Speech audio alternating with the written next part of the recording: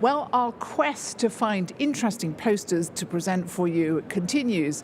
And what we have now is something particularly interesting and very relevant to diabetologists. And that's a post hoc analysis of a subgroup of the LEADER study.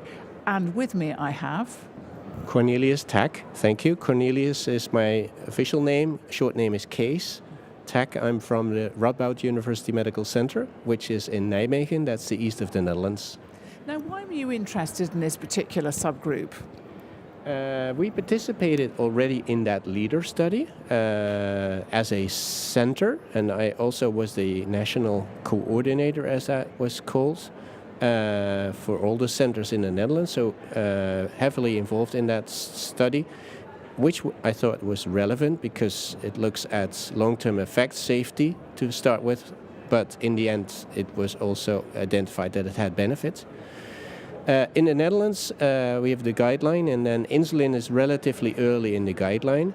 Insulin is an excellent treatment, but it has also side effects, hypoglycemia and also the weight gain. And so, particularly if you have to intensify the insulin, people tend to be reluctant. And then the combination with the GLP-1 receptor agonist could be a good option.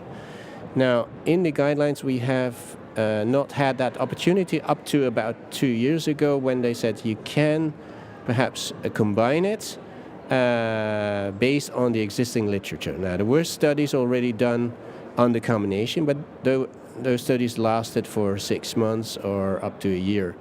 And I realized that in the LEADER study, of the more than 9,000 people involved, over 40% used insulin at baseline. So that 4,000 people, they were followed up to 4 years. So it was a unique opportunity to do that sub-hoc analysis.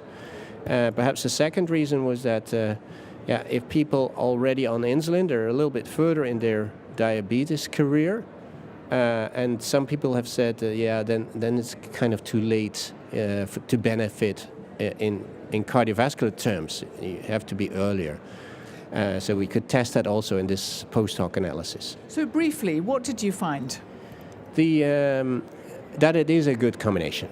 So if you put it on top of insulin, it drops the glucose level, so it brings back glucose control. It's quite powerful. It's at least as powerful as when you add it to other medications or diet.